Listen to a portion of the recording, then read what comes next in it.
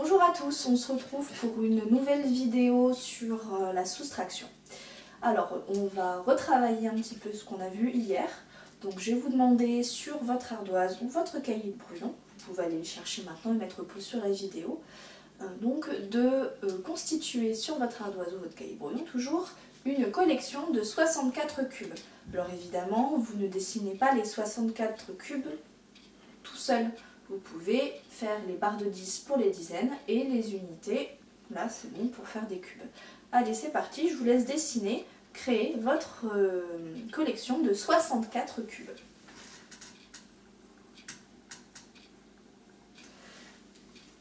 Très bien, maintenant que tu as réussi à faire ta collection de 64 cubes, je vais te demander d'en enlever 23.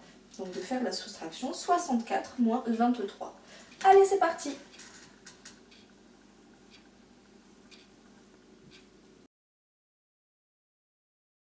Alors maintenant que tu as fini de faire ton opération sur ton ardoise, on va vérifier ensemble que tu as bien trouvé la bonne réponse.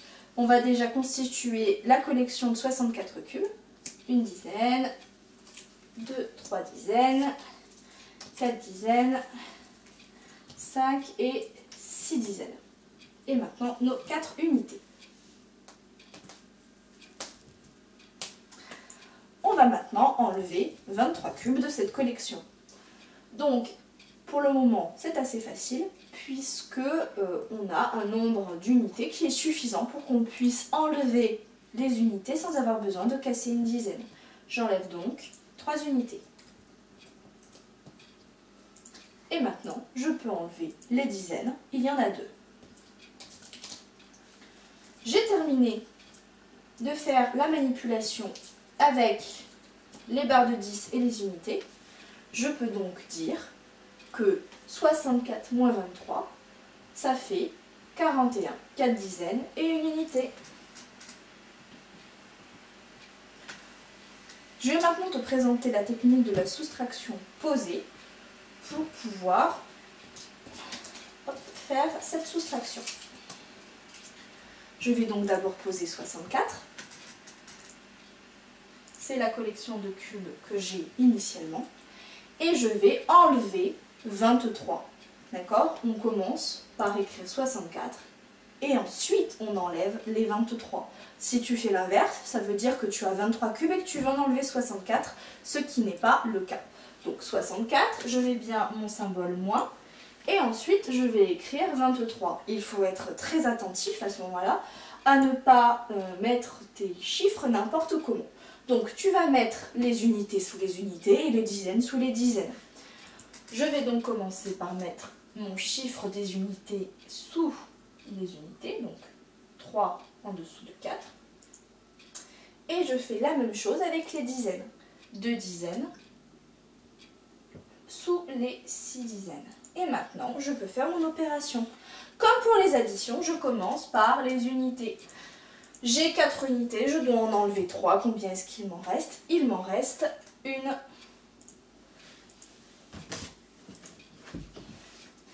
J'ai 6 dizaines, je dois enlever 2 dizaines dans ma colonne des dizaines. Donc 6 dizaines moins 2 dizaines, 6 moins 2, ça fait bien 4.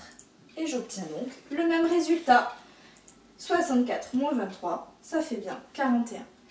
Je te laisse avec la petite animation qui va résumer tout ça. On se retrouve dans la petite animation pour bien observer comment est-ce qu'on va poser la soustraction 64 moins 23.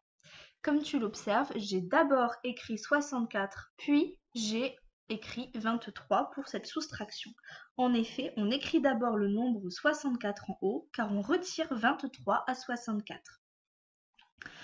Je fais très attention quand je pose ma soustraction, car il faut bien aligner les chiffres des unités dans la colonne des unités et les chiffres des dizaines dans la colonne des dizaines. Je commence par regarder la colonne des chiffres des unités. 4 unités moins 3 unités, c'est possible, car 3 est plus petit que 4. Et 4 moins 3, ça nous donne bien 1. Donc j'écris 1 dans la colonne des unités comme résultat. Je regarde à présent la colonne des dizaines. Je remarque bien que 6 dizaines moins 2 dizaines, c'est possible, parce que 6 est plus grand que 2. 6 dizaines moins 2 dizaines égale 4 dizaines. Je vais pouvoir écrire 4 comme résultat dans la colonne des dizaines. J'observe donc que 64 moins 23, ça nous donne 41. On va pouvoir l'observer maintenant sous forme de cube. 64 moins 23. On observe bien les unités et les dizaines qui partent. Donc 64 moins 23, il nous reste une unité et 4 dizaines. Très bien, maintenant qu'on a terminé l'animation, je vais te donner une nouvelle recherche à faire. Cette fois-ci, tu vas devoir effectuer le calcul 61 moins 34, toujours sur ton ardoise ou sur ton cahier de brouillon, en dessinant la collection initiale. Donc, tu as 61 cubes au départ et tu dois en enlever 34. Je te laisse y réfléchir et puis ensuite, il y aura une animation qui explique en détail comment est-ce qu'on doit faire quand on fait une soustraction posée. Je vais maintenant t'expliquer comment poser et calculer la soustraction 61 moins 34 en colonne en faisant le parallèle avec la manipulation des cubes. On va commencer par enlever les unités. Comme tu peux le voir, retirer 4 unités à 1 unité est impossible, car 4 est plus grand que 1. Je n'ai pas le choix, je dois donc casser une dizaine de 61 pour obtenir 10 unités supplémentaires.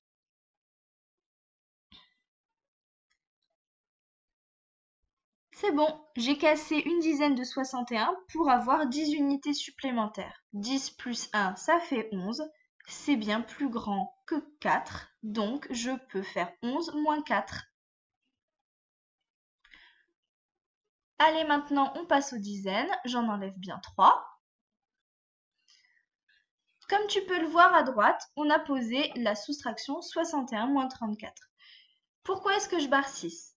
Parce que je vais devoir utiliser une des dizaines et la casser pour pouvoir donner des unités et pouvoir effectuer la soustraction. 10 plus 1, ça fait 11. 11 est plus grand que 4, donc je peux faire 11 unités moins 4 unités et ça me donne 7 unités. Je fais de même avec les dizaines. 5 moins 3 égale 2. Un petit récapitulatif. Je vais devoir casser une dizaine. Donc, je n'ai plus 6 dizaines groupées. J'en ai 5. Et les 10 unités venant de la dizaine que j'ai cassée, je vais pouvoir les donner à la colonne des unités.